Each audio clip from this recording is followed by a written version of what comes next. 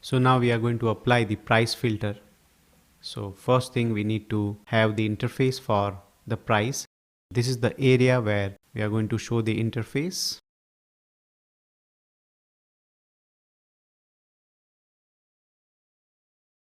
So in the sidebar component, below all categories, first of all, I'll copy this entire division which we already have.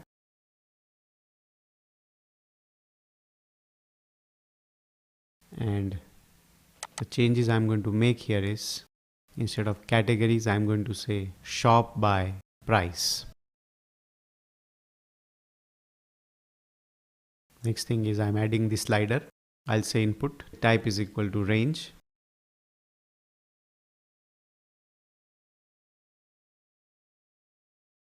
So at the moment, I'm fixing the min and max value. That can also be dynamic, but at the moment we live with these fixed values.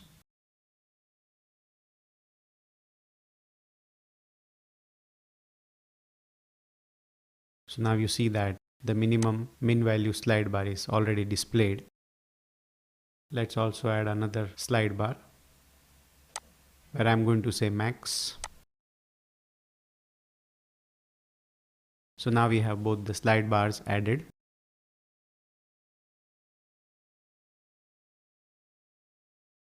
So now on change, we need to call the function.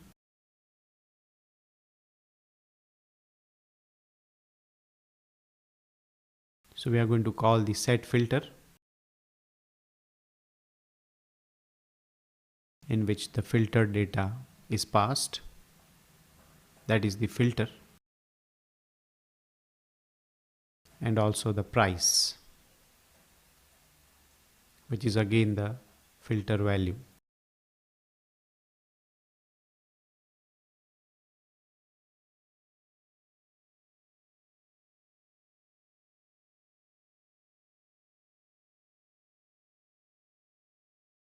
Let's also add a button. I'll say button, and this is going to be the apply filter button.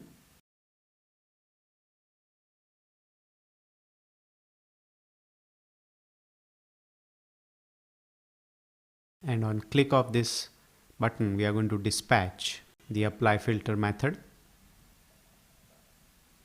where we are going to pass the filter and the product data.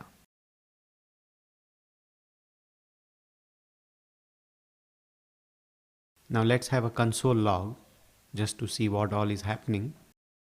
Now you see that apply button is displayed. Let's open the console and we update the sliders. So we have the value getting displayed. So now we'll have to make changes to the filter. Let's first add the on change event on the max slider. And here I'm going to say max. To be on a safer side, I'm using parse-in for both min and max. Now we have both the events. Here you have the min, and also the max is getting executed as well. So if I just check, here we have the max as 76 and min as 12. Both the sliders are configured in a way.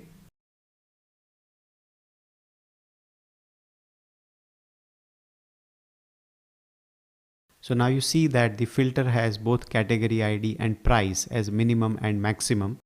That we need to apply further.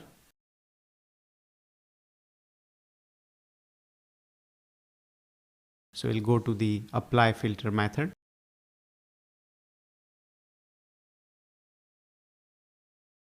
So now we are going to add a condition in the filter data method.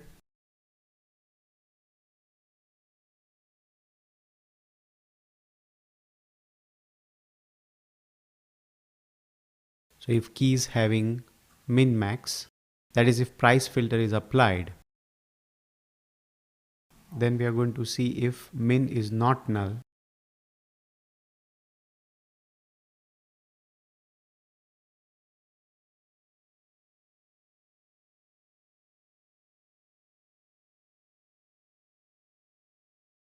So here the condition is that if min is not null and if the item's price is less than minimum, then it will return false. And somewhat similar for max as well, but here we have the greater than sign. Now let's check the filter.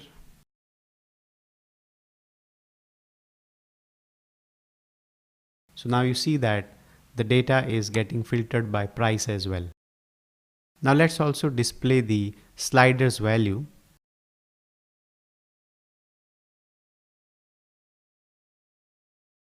I'll add the label here. I'll say price and filter.price.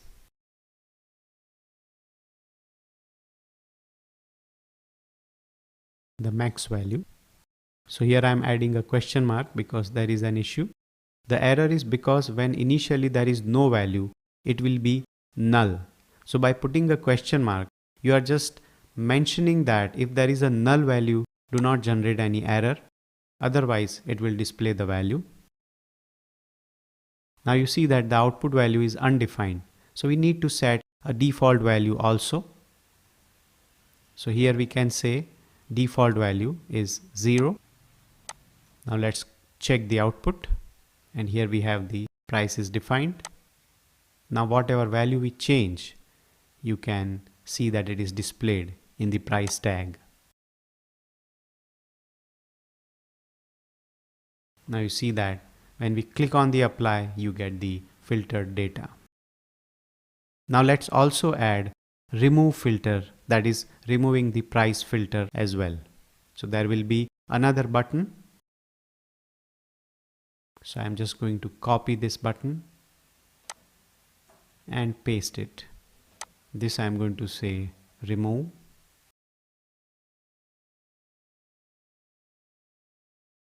And on click of this button, again I'm calling the set filter and set category filter as well. And then at the end I'm going to dispatch with null. So I have called 3 functions here on click. You can certainly put all these 3 functions call in one common function also. Now let's go to the output. First of all, we'll apply the filter. Now we have applied the dresses filter and the price is, let's say, minimum price is 16 and maximum we put around 44. So now there is only one product displayed when I click on the apply. Now let's again say apply. So we have this data. Now these 4 filters are working, that category and prices, both filters are applied. Now let's change the minimum to 15 and max to 20 and apply. So now you only have one record. Let's again change the max value. So you have the one more product also. Now let's say remove. Now when I clicked on the remove, it removed the price filter, but the categories were not unticked. So let's make this remove as remove all filters button. So in case if the category is selected and if I click on the remove all filters, it is removing the filter. Now we need to untick those checkboxes. So let's go to the coding.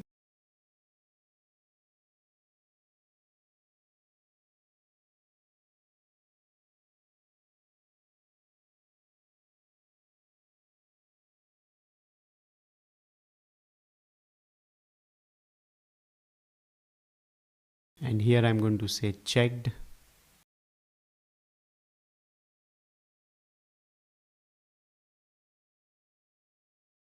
And we'll use the find method. So it will only return true or false depending on which item is there. Now let's check the output again. I'll click on the few checkboxes and we'll go to remove all filters. Now you see that all the checkboxes are unchecked. Now let's also format apply and remove all filters button. Let's also change the text of apply button.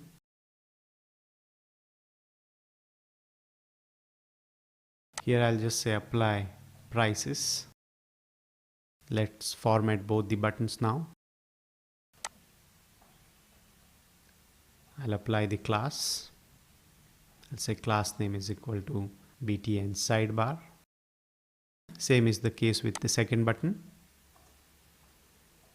Now I'll go to the CSS.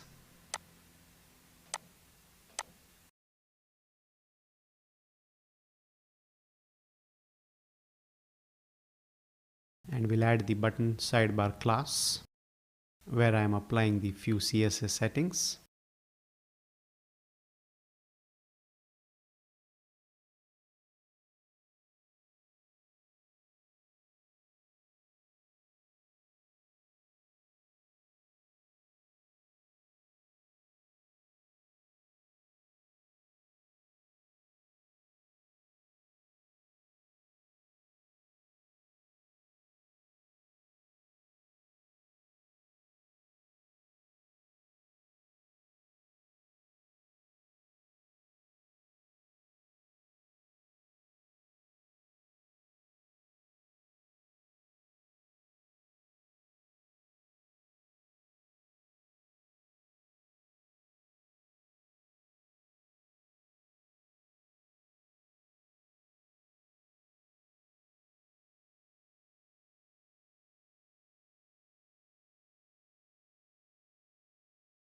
So now we have applied the hover color.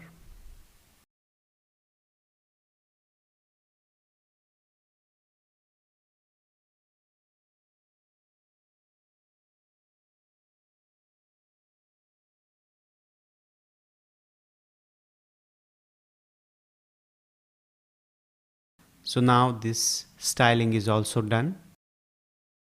You can certainly improve if you want to. So more or less we are done with categories and price filters.